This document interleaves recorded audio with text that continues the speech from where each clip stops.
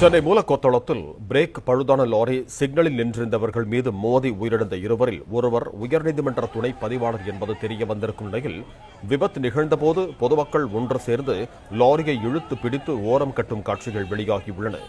இது தொடர்பான கூடுதல் விவரங்களோடு இணைகிறார் எமது செய்தியாளர் கதிரவன். வணக்கம் கதிரவன், உங்களிடம் இருக்கும் தகவல்களை சொல்லுங்க.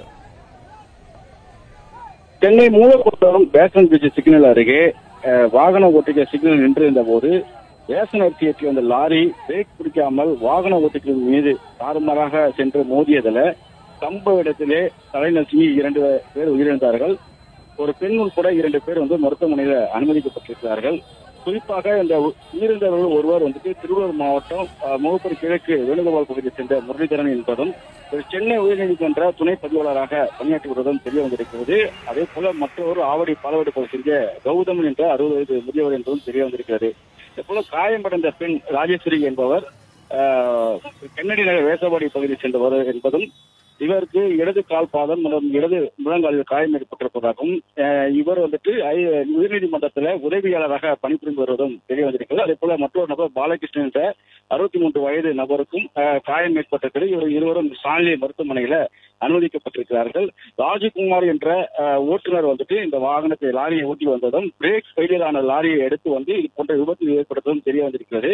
விபத்து ஏற்படுத்தியவுடன் அந்த லாரி இருசக்கர வாகனத்தின் மீது ஏறிதான் நின்றிருக்கிறது. அதன் பிறகாக லாரி ஓட்டுநர் பொதுமக்கள் மற்றும் போலீசார் உதவியோடு அப்புறப்படுத்த முயன்ற போது லாரியை எடுத்து செல்ல முயன்றதாகவும் உடனடியாக பொதுமக்கள் அனைவரும் ஒன்று சேர்ந்து கட்டை போன்றவற்றை தடுத்து நிறுத்தி ஒருவர் இந்த ஓட்டுநருடைய இருக்கக்கூடிய இருக்கைக்கு மேலாக சென்று கொண்டு அவரை மிரட்டி அதன் பிறகாக அந்த லாரியை நிறுத்தியதாகவும் தெரிய வந்திருக்கிறது. அது தொடர்பான வீடியோ காட்சிகளும் வெளியாகி இருக்கிறது. தாக்குதல் நடத்தி போலீசாரிடம் ஒப்படைத்த நிலையில தற்போது அவரிடம் விசாரணையானது நடைபெற்று வருவதாகவும் இது குறித்து வழக்கு பதிவு செய்திருப்பதாகவும் காவல்துறை தரப்புல தெரிவிக்கப்பட்டிருக்கிறது. வண்ணாரப்பேட்டை போலீசார் போக்குவரத்து புலனாய்வு போலீசார் இதுக்கான விசாரணை மேற்கொண்டு வருகிறார்கள். லாரி ஓட்டுநர் ராஜகுமாரிடம் விசாரணையை செய்து இந்த லாரியும் பறிமுதல் செய்யப்பட்டிருக்கிறது. 2 பேர் உயிரிழந்த நிலையில 2 பேர் படுகாயங்களோடு மருத்துவமனையிலே சிகிச்சை பெற்று வருகிறார்கள். உயர்நீதிமன்ற துணை பதிவாளர் உயிரிழந்திருப்பதாகவும் காவல்துறை தரப்புல தெரிவிக்கப்படுகிறது. நன்றி கதிரவன், உங்க தகவல்களுக்கு.